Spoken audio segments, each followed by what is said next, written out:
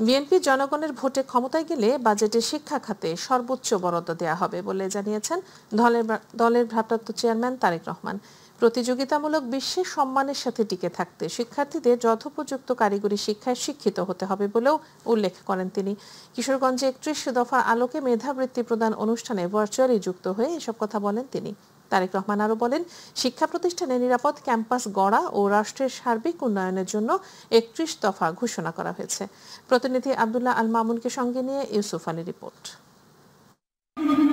কিশোরগঞ্জের পাকুন্দিয়া সরকারি উচ্চ বিদ্যালয় মাঠে 31 দফার আলোকে মেধাবৃত্তি পরীক্ষার ফল প্রকাশ ও পুরস্কার বিতরণ অনুষ্ঠানের আয়োজন করে খন্দকার শামসুল আলম ফাউন্ডেশন।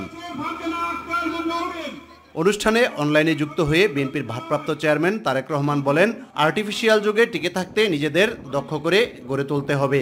জীবনের সফলতার জন্য কিন্তু কোনো শর্টকাট, কোনো পন্থা নেই।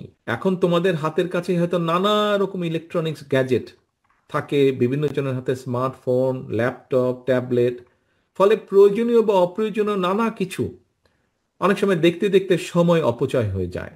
বিশ্ব বর্তমানে আর্টিফিশিয়াল ইন্টেলিজেন্সের যুগে কিন্তু প্রবেশ করছে। মেধাবীদের জন্য বিশ্বের দ্বার এখন উন্মুক্ত।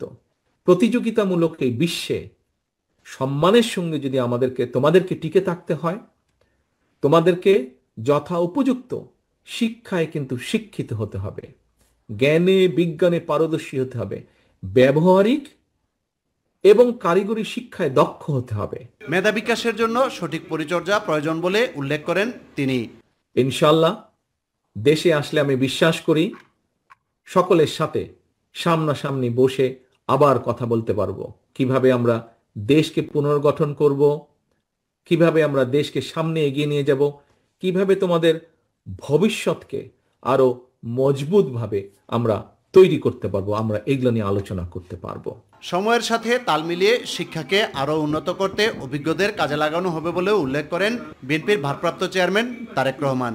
একটি রাষ্ট্রের উন্নয়ন, সুরক্ষা এবং নিরাপত্তার জন্য প্রয়োজন উপযুক্ত শিক্ষা ব্যবস্থা। সেই লক্ষ্যকে সামনে রেখে তোমাদের জন্য একটা নিরাপদ রাষ্ট্র, নিরাপদ ক্যাম্পাস গড়তেই কিন্তু বাংলাদেশ জাতীয়তাবাদী দল বিএনপি 31 দফা ঘোষণা করেছে। এর অংশ হিসাবেই কিন্তু দেশের প্রচলিত শিক্ষা কারিকুলামকে সময়ের সাথে তাল মিলিয়ে শিক্ষাবিদদের সমন্বয় একটা বিশেষজ্ঞ টিম আমরা তৈরি করেছি, যারা ইতিমধ্যে অনেক কাজ এগিয়ে নিয়ে গেছেন। আমি ইউসুফ আলী, মাই টিভি, বাংলাদেশ জাতীয়তাবাদী দল। জনগণের ম্যান্ডেট পেয়ে রাষ্ট্র ক্ষমতায় গেলে বিএনপি প্রাথমিক বিদ্যালয়ে ধর্মীয় শিক্ষার জন্য পদ সৃজন করে নিয়োগের ব্যবস্থা করবে বলে জানিয়েছেন দলের স্থায়ী কমিটির সদস্য সালাউদ্দিন আহমদ। রাজধানীর ওসমানী স্মৃতি মিলনায়তনে প্রাথমিক বিদ্যালয়ে ধর্মীয় শিক্ষক নিয়োগ শীর্ষক জাতীয় সেমিনারে অংশ নিয়ে এসব কথা বলেন তিনি। অনুষ্ঠানে জামায়াতের সেক্রেটারি জেনারেল মিয়া গোলাম পরোয়ারের অভিযোগ, পশ্চিমা ষড়যন্ত্রের অংশ হিসেবেই প্রাথমিক শিক্ষা ব্যবস্থাকে ধ্বংসের দিকে ঠেলে দেয়া হচ্ছে। এ সময় বিভিন্ন রাজনৈতিক দলের নেতারাও তাদের মতামত তুলে ধরেন। বিস্তারিত দেখুন মিফতাহ গালিবের রিপোর্টে। দেশের সকল প্রাথমিক বিদ্যালয়ে ধর্মীয় শিক্ষক নিয়োগ ও ধর্মীয় মূল্যবোধ পরিপন্থী সকল সিদ্ধান্ত বাতিলের দাবিতে রাজধানী ওসমানী স্মৃতি মিলনায়তনে জাতীয় সেমিনারের আয়োজন করে জাতীয় মূল্যবোধ সংরক্ষণ পরিষদ। সেমিনারে অংশ নেয় বিএনপি, জামাত, এনসিপি, ইসলামী আন্দোলন সহ বিভিন্ন রাজনৈতিক দলের নেতারা। আলোচনায় উঠে আসে প্রাথমিক বিদ্যালয়ে ধর্মীয় শিক্ষার প্রভাব, তুলে ধরেন ধর্মীয় মূল্যবোধের বাহিরে সমাজ ব্যবস্থার অবস্থা। হাসিনা বিভিন্ন সময়ে আমাদের দেশে অপসংস্কৃতি, এই দেশে বিভিন্নভাবে স্যাটেলাইট টেলিভিশন থেকে শুরু করে ভারতীয় গণমাধ্যমের থ্রুতে আমাদের দেশে ইনজেক্ট করেছে। রেইনবো নেশন, তারপরে তৃতীয় লিঙ্গ, এই সকল টার্মের মার পেছে এদেশের ধর্মপ্রাণ মুসলমানরা এগুলো বুঝবে না বা এগুলোর ব্যাপারে তারা সচেতন নয়, তাহলে আমি মনে করি তারা বোকার স্বর্গে বসবাস করছে। ধর্মীয় শিক্ষক নিয়োগ দিতে হবে, এর জন্য বিধিমালা প্রণয়ন করতে হলে প্রণয়ন করবে, না হয় হেফাজত ইসলাম সহ এ দেশের ধর্মপ্রাণ মুসলমান কর্মসূচি দিতে বাধ্য হবে। যারাই আগামীতে ক্ষমতায় যাবে, এদেশের অধিকাংশ 90% মুসলমান দেশের এই জনগণের নাগরিকদের এই মনের আশা তারা পূরণ করার অঙ্গীকার করবেন। প্রধান অতিথির বক্তব্যে বিএনপি স্থায়ী কমিটির সদস্য সালাউদ্দিন আহমেদ বলেন, ক্ষমতায় গেলে প্রাথমিকে ধর্মীয় শিক্ষার জন্য পদ সৃজন করে নিয়োগের ব্যবস্থা করবে বিএনপি। এই জাতির উপরে হেজিমনি ক্রিয়েট করার জন্য, মানে আধিপত্য বিস্তার করার জন্য প্রথমে তাকে নীতি নৈতিকতায়, শিক্ষায়, সংস্কৃতিতে আঘাত করতে হয়। রাষ্ট্র পরিচালনার দায়িত্বে ধর্ম ও নৈতিকতা বিষয়ে শিক্ষক নিয়োগের জন্য পদ সৃজন এবং নিয়োগের ব্যবস্থা নেব ইনশাআল্লাহ। ওয়াদা নয়, দৃশ্যমান কাজ দেখতে চায় বলে মন্তব্য করেন ইসলামী আন্দোলন বাংলাদেশের প্রধান পীর সাহেব চরমনায়। আমরা যেটা লক্ষ্য করেছি সেটা করবেন, আসলে আমাদের প্রত্যাশা হলো এখনই করার পরিবেশ তৈরি করা। কর্ম সত্যটা আমাদের ভালো লাগে না, আমরা বিগত দিনে বহুত দেখেছি। আলোচনায় যোগ দিয়ে জামাতের সেক্রেটারি মিয়া গোলাম পরোয়ার বলেন, পশ্চিমা ষড়যন্ত্রের অংশ হিসেবে প্রাথমিক শিক্ষা ব্যবস্থাকে ধ্বংসের দিকে নেওয়া হচ্ছে।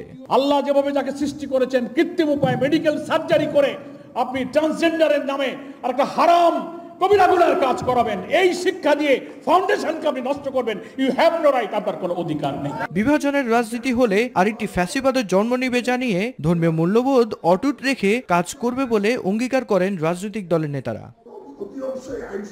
মিফতাহ গালিব, মাই টিভি, ঢাকা। জাতীয় সংসদে প্রবাসীদের প্রতিনিধিত্ব নিশ্চিত করার ঘোষণা দিয়েছেন জামাত ইসলামের আমির ডাক্তার শফিক রহমান। তিনি বলেন, এই প্রতিনিধিত্ব থাকলে প্রবাসীরা অনুভব করবেন আমিও বাংলাদেশ, আমরাও বাংলাদেশ। জামায়াত সেই বাংলাদেশ বানাতে চায়, সারা বিশ্বকে একটি কেন্দ্রবিন্দুতে নিয়ে আসতে চায় জামায়াত। যুক্তরাষ্ট্রের স্থানীয় সময় শুক্রবার নিউ ইয়র্কের বাফেলোতে বাংলাদেশ আমেরিকান কমিউনিটি বাফেলো আয়োজিত নাগরিক সংবর্ধনায় প্রধান অতিথির বক্তব্যে এসব কথা বলেন তিনি। জামায়াত আমির বলেন, জামায়াত ইসলামী দেশ সেবার সুযোগ পেলে কয়েকটি বিষয় অগ্রাধিকার দেবে। এর মধ্যে ভাঙাচোরা, বিধ্বস্ত ও অপ্রয়োজনীয় শিক্ষা ব্যবস্থার আমূল পরিবর্তন করা। জামায়াত ক্ষমতায় গেলে নারীদের দরজায় তালা পড়বে না বলেও উল্লেখ করেন ডাক্তার শফিকুর রহমান। আল্লাহ তাআলা যদি আমাদেরকে হায়াত দেন, বাঁচায় রাখেন, তাহলে আমরা ক্ষমতায় গেলাম কি গেলাম না, এ ফয়সালার মালিক আল্লাহ রাব্বুল আলামিন। আমরা এটা তার উপর ছেড়ে দিলাম। আমরা যাই না যাই, এই দাবি আমাদের দাবি। যদি আল্লাহ তাআলা আমাদেরকে দেশ পরিচালনার দায়িত্ব দেন সেবক হিসাবে, এ দাবি আপনাদের ইনশাআল্লাহ দ্বিতীয়বার আর তুলতে হবে না। এই দাবি আপনাদের বাস্তবায়ন করে আপনাদের পকেটে পৌঁছে দেওয়ার চেষ্টা করা হবে ইনশাআল্লাহ। এর সাথে আরেকটা দাবি আপনারা করেন নাই, আমি সেই দাবিটি যোগ করতে চাই। এটি হচ্ছে, আমরা হিসাব নেব প্রবাসে বাংলাদেশের কতজন মানুষ বসবাস করে, কতজন নরনারী, শিশু, আবাল, বৃদ্ধ বনিতা, টোটাল পপুলেশনের সাথে মিলে আমরা হিসাব করে দেখব কত পার্সেন্ট। যত পার্সেন্ট মানুষ বিদেশের মাটিতে বসবাস করে, আমরা সংসদে তত পার্সেন্ট প্রবাসীদের প্রতিনিধিত্ব নিশ্চিত করব ইনশাআল্লাহ। গণতান্ত্রিক ব্যবস্থাকে সমুন্নত রাখতে সব রাজনৈতিক দলকে আগামী জাতীয় নির্বাচনে অংশ নেওয়ার আহ্বান জানিয়েছেন বিএনপি মহাসচিব মির্জা ফখরুল ইসলাম আলমগীর। এদিকে রাজনৈতিক দলের বিভেদের কারণে ফ্যাসিবাদের প্রত্যাবর্তন ঘটলে জাতি ক্ষমা করবে না বলে মন্তব্য করেছেন দলটির স্থায়ী কমিটির সদস্য সালাউদ্দিন আহমদ। ভারত ও দেশটির দালাল আওয়ামী লীগ নাশকতা করে দেশকে অস্থিতিশীল করার চেষ্টা চালাচ্ছে বলে জানান বিএনপি স্থায়ী কমিটির সদস্য অবসরপ্রাপ্ত মেজর হাফিজউদ্দিন আহমদ। রাজধানীতে পৃথক অনুষ্ঠানে তারা এসব কথা বলেন। ইলিয়াস মাদবরের রিপোর্ট। রাজধানীর শিল্পকলা একাডেমিতে দৈনিক নয়াদিগন্ত পত্রিকার ২১তম বর্ষপূর্তির আয়োজন করা হয়। এতে বিভিন্ন রাজনৈতিক দলের প্রতিনিধিরা অংশ নেন। অনুষ্ঠানে বিএনপি মহাসচিব মির্জা ফখরুল ইসলাম আলমগীর বলেন, জামাত নেতা মতিউর রহমান নিজামী, মীর কাশেম আলী, বিএনপি নেতা সালাউদ্দিন কাদের চৌধুরী সহ অনেক আলেম ওলামাকে মিথ্যা মামলায় মৃত্যুদণ্ড দেওয়া হয়েছে।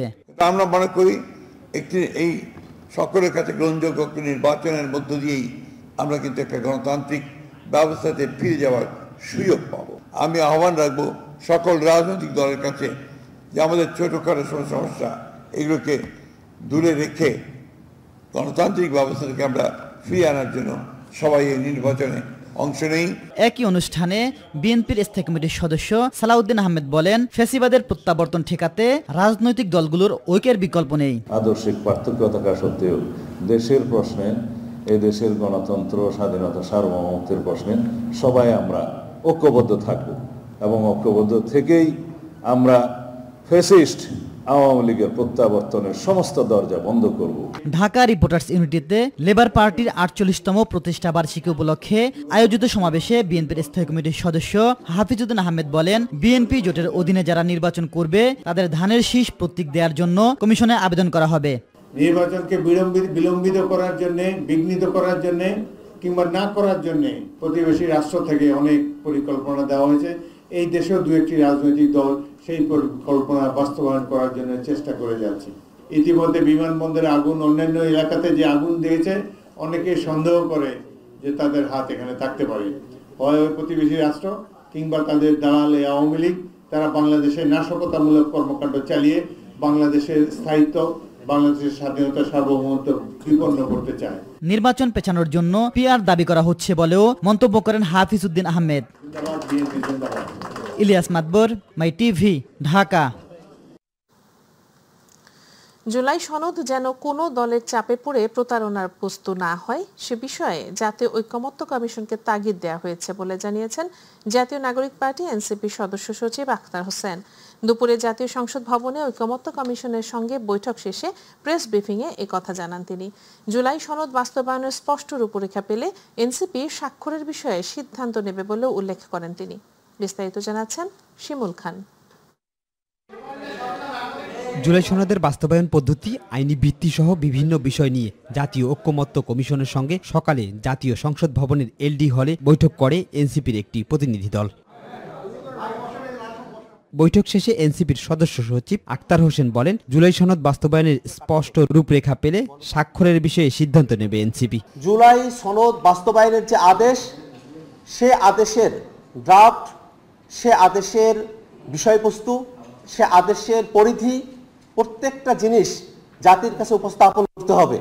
এই জুলাই সনদ সেটা জনগণের সার্বভৌম অভিপ্রায়ের অভিব্যক্তি হিসেবে ডক্টর মোহাম্মদ ইউনূস সরকার প্রধান হিসেবে এটাকে জারি করবেন এবং সামনের সংসদে কনস্টিটিউয়েন্ট পাওয়ার অ্যাপ্লাই করার মধ্য দিয়ে এটাকে একটা সংস্কারকৃত 2026-এর সংবিধান হিসেবে ঘোষণা করতে হবে। আখতার হোসেন বলেন, সংস্কার এবং বিচারকে পেছনে ঠেলে সরকার যেভাবে নির্বাচনের দিকে হাঁটছে তা অত্যন্ত দুঃখজনক। যদি কোনো দলের কারণে সরকার এই সংশোধনী প্রস্তাবনাগুলো থেকে সরে আসে, তাহলে আমাদের কাছে আবারও প্রতিভাত হবে যে সরকার লন্ডনে যে বৈঠক করেছিল তার ধারাবাহিকতাতেই সেভাবেই তারা ক্ষমতা হস্তান্তর প্রক্রিয়ার দিকে অগ্রসর হচ্ছে। এটা কোনোভাবেই জাতির জন্য কোনোভাবেই কোনো সুস্থ প্রক্রিয়া হতে পারে না। বৈঠকে এনসিপির সদস্য সচিব আখতার হোসেনের নেতৃত্বে 5 সদস্যের প্রতিনিধি দল বৈঠকে অংশ নেন। আর ঐকমত্য কমিশনের সহসভাপতি ডক্টর আলী রিয়াজ সহ কমিশনের অন্য সদস্যরা উপস্থিত ছিলেন বৈঠকে। শিমুল খান, মাই টিভি, ঢাকা। প্রধান উপদেষ্টা অধ্যাপক মোহাম্মদ ইউনূস বলেছেন, শান্তি ও দ্বিপাক্ষিকতার যৌথ আকাঙ্ক্ষা পূরণের জন্য জাতিসংঘকে ক্রমাগত বিকশিত হতে হবে এবং সময়ের সঙ্গে তাল মিলিয়ে এগিয়ে যেতে হবে। প্রধান উপদেষ্টা 24 অক্টোবর জাতিসংঘ দিবস উপলক্ষে দেয়া এক বাণীতে একথা বলেন। এবছর জাতিসংঘ প্রতিষ্ঠার 80তম বার্ষিকী পালন করা হচ্ছে। এ সময় একতরফা সিদ্ধান্ত, দ্বিপক্ষীয় সম্পর্কে বৈষম্যমূলক আচরণের ফলে বিশ্বে উত্তেজনা বেড়েই চলেছে বলে মন্তব্য করেছেন অন্তর্বর্তী সরকারের প্রধান উপদেষ্টা অধ্যাপক ডক্টর মোহাম্মদ ইউনূস। অধ্যাপক ইউনূস বাংলাদেশের জনগণের পক্ষ থেকে জাতিসংঘের সদস্য রাষ্ট্রসমূহ, জাতিসংঘের সব অংশীদার এবং সংশ্লিষ্ট সব পক্ষকে জাতিসংঘ দিবস এর শুভেচ্ছা জানান।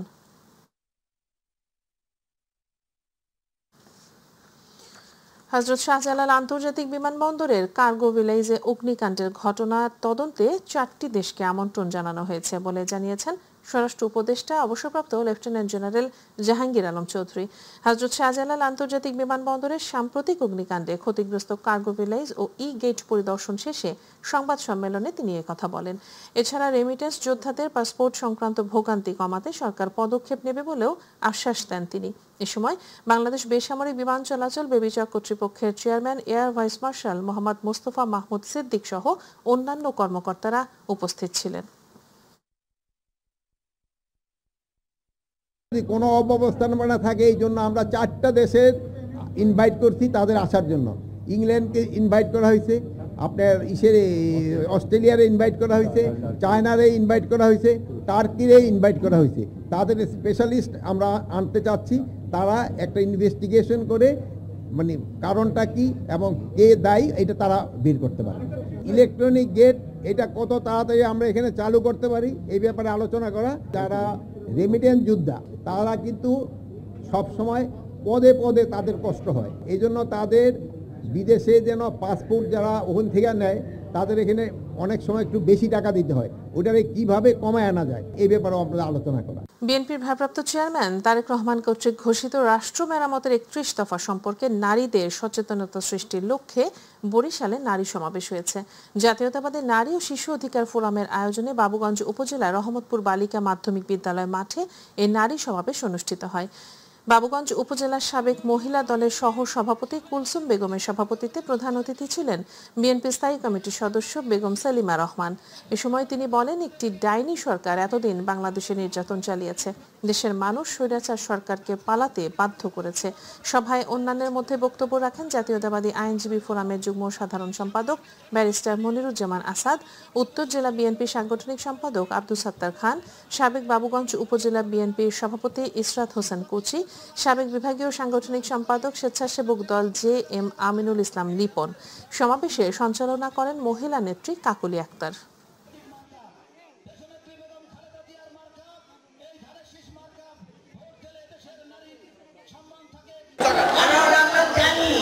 এই দীর্ঘ 17 বছর আপনারা কেউ শান্তিতে ঘুমাতে পারেন না। আপনারা জানেন তাদের শীর্ষে জোর করে ক্ষমতা থেকে সরিয়ে দিয়ে একটি ডাইনি সরকার তিনি বাংলাদেশে একটা দুঃশাসন এখানে চালিয়ে গেছে। জাতীয় নির্বাচনের আগে গণভোট আয়োজন করার দাবি জানিয়েছেন জামায়াত ইসলামীর সহকারী সেক্রেটারি জেনারেল মাওলানা আব্দুল হালিম। বিকেলে জাতীয় প্রেস ক্লাবের সামনে এক সমাবেশে তিনি দাবি জানান। হালিম বলেন, গণভোটের আয়োজন হলে সকল রাজনৈতিক দল মিলে জাতীয় নির্বাচনে অংশ নেবে।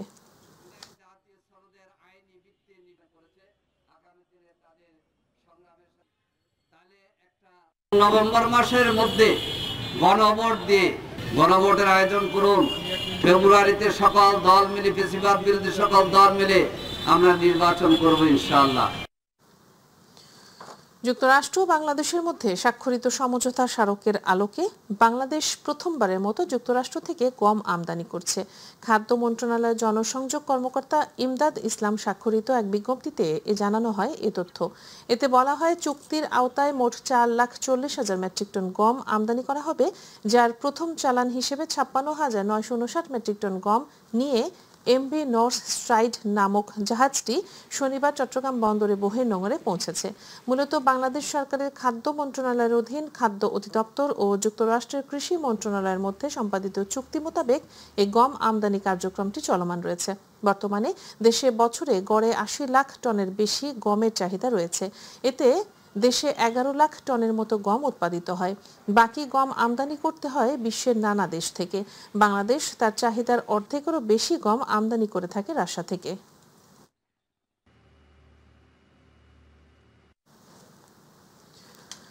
ইলিশের প্রজনন মৌসুমে মাছ ধরায় 22 দিনের নিষেধাজ্ঞা শেষ হচ্ছে আজ মধ্যরাতে। নদীতে নামার প্রস্তুতি নিচ্ছেন চাঁদপুরের প্রায় 1.5 লাখ জেলে। মাছ ধরার জাল, নৌকা ও ট্রলার মেরামত করছেন তারা। আশা কাঙ্ক্ষিত পরিমাণ ইলিশ ধরে ধার দেনা পরিশোধের মাধ্যমে ঘুরে দাঁড়াবেন আবার। মধ্যরাতে শেষ হচ্ছে ইলিশ শিকারে 22 দিনের নিষেধাজ্ঞা, তাই ঋণ নিয়ে নৌকা মেরামত আর জাল কিনেছেন অনেকে। কেউ আবার পুরনো জালকেই মেরামত করছেন। পদ্মা মেঘনা নদীতে প্রস্তুত রয়েছে সারি সারি নৌকা আর ট্রলার। জেলেরা জানান, প্রতি মৌসুমে ধার দেনা করে জাল ও নৌকার কাজ করতে হয় তাদের। নদীতে মাছ পেলে লোনের টাকা পরিশোধ করতে চান, মাছ ধরায় অপেক্ষমান জেলেরা। এদিকে সম্মিলিত প্রচেষ্টায় এবছর মা ইলিশ নিরাপদে ডিম ছাড়ার সুযোগ পেয়েছে বলে দাবি মৎস্য বিভাগের।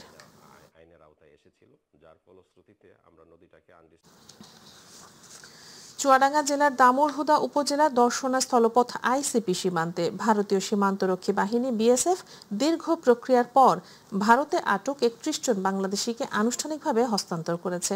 দুপুরে BGB BSF এর পতাকা বৈঠকের মাধ্যমে তাদের বাংলাদেশের কাছে ফিরিয়ে আনা হয়। অনুষ্ঠানে চুয়াডাঙ্গা ৬ বিজিবির অধিনায়ক লেফটেন্যান্ট কর্নেল নাজমুল হাসান এবং ভারতের গেদে ৩২ বিএসএফ ব্যাটালিয়নের কমান্ডার উভয় বাহিনীর পক্ষে উপস্থিত ছিলেন। বিজিবি সূত্র জানায়, ফেরতপ্রাপ্তরা বিভিন্ন সময়ে অবৈধভাবে সীমান্ত অতিক্রম করে ভারতের অভ্যন্তরে প্রবেশের অভিযোগে আটক হন। পরবর্তীতে ভারতীয় আদালতের আদেশ এবং কূটনৈতিক প্রক্রিয়া শেষে তাদের বাংলাদেশে ফেরত পাঠানো হয়।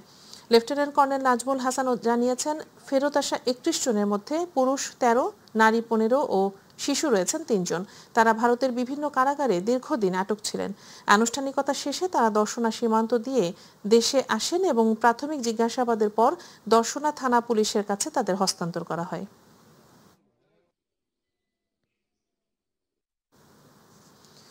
রংপুরের পীরগাছা, কাউনিয়া, মিঠাপুকুরের পর এবার পীরগঞ্জ উপজেলাতেও অ্যানথ্রাক্সের প্রাদুর্ভাব দেখা দিয়েছে। অ্যানথ্রাক্স রোগে আক্রান্ত হয়েছেন অন্তত ৯ জন। এতে স্থানীয়দের মাঝে ছড়িয়ে পড়েছে আতঙ্ক। তবে উপজেলা স্বাস্থ্য কর্মকর্তা জানিয়েছেন, আতঙ্কিত না হয়ে সতর্ক থাকতে হবে সবাইকে। সচেতনতা বাড়াতে মাঠে কাজ করছে উপজেলা প্রাণী সম্পদ বিভাগ। প্রতিনিধি মাহমুদুল হাসানের রিপোর্ট। রংপুরে দিন দিন অ্যানথ্রাক্স আক্রান্তের তালিকা লম্বা হলেও সাধারণ মানুষের মাঝে সচেতনতার ঘাটতি থাকায় পরিস্থিতি আরও জটিল হচ্ছে। এ নিয়ে তেমন উদ্যোগ নেই স্বাস্থ্য বিভাগের। পীরগঞ্জ উপজেলার রামনাথপুর ইউনিয়নের দারিয়াপুর ও চেরাকপুর গ্রামের আশুরা বেগম, শহীদ মিয়া, রবিউল ইসলাম সহ ৯ জন আক্রান্ত হয়েছেন অ্যানথ্রাক্সে। গেল ১১ অক্টোবর স্থানীয় টুটুল মিয়ার একটি অসুস্থ গরু জবাই করে পুরো মাংস বিতরণ করেন ৫০টিরও বেশি পরিবারে। তার কয়েকদিন পর কয়েকজনের শরীরে ক্ষত ও ফুসকুড়ি দেখা দিলে তারা সবাই চিকিৎসকের শরণাপন্ন হন। পরীক্ষার পর নিশ্চিত করা হয় তারা সবাই আক্রান্ত অ্যানথ্রাক্সে। এখানে আবার গরু একটা আক্রান্ত হয়েছিল, ওখানে আমি কাটাকাটিতে ছিলাম। সেখান থেকে ২-৩ দিন পর থেকে আমাদের এই সমস্যাটা আমার দেখা দিচ্ছে। সন্ধ্যায় জ্বর আসে, আবার চলে যায়, আবার ফিরে সারাদিন এইরকমই থাকে, সন্ধ্যায় জ্বর আসে। আমাদের এখানে ডাক্তার আছে, ডাক্তারের কাছে গেছিলাম, তাই আমাকে পীরগঞ্জ নিয়ে গেছে। এলাকায় আরো কয়েকজনের শরীরে একই উপসর্গ দেখা দিলেও অনেকেই এখনো জানেন না এ রোগ সম্পর্কে। মানুষকে অনেক ভয় দেখে গেছে যে এই লোকগুলোর পাশে বেড়াও না, এই লোকগুলোর পাশে বসলে পারে এই রোগগুলো আপনাদেরও হতে পারে। লোক এসে আমাদেরকে আশ্বস্ত করা হয়েছে যে এটা আতঙ্কের কিছু নাই, এটা যাদের হয়েছে তাদের মাধ্যমে অন্য কারো হবে না। অ্যানথ্রাক্সে আতঙ্কিত হওয়ার কিছুই নেই, তবে সবাইকে সতর্ক থাকতে হবে। আক্রান্তদের চিকিৎসা দেওয়া হচ্ছে বলে জানান উপজেলা স্বাস্থ্য কর্মকর্তা। অসুস্থ গরু জয় করার কারণে এবং সে ৫৫টা পরিবারে এই মাংসগুলো বিলি করে এবং আমরা দেখেছি যে যেহেতু ৯ জন রোগী আসছে, আমরা আরও পাশাপাশি ওই ৫৫ জন ফ্যামিলির যে লোকগুলো আছে তাদেরকে সাসপেনশনে রাখছি। অন্যদিকে উপজেলা প্রাণী সম্পদ বিভাগ বলছে আক্রান্ত এলাকার গবাদি পশুকে ভ্যাকসিন কার্যক্রম জোরদার করা হয়েছে।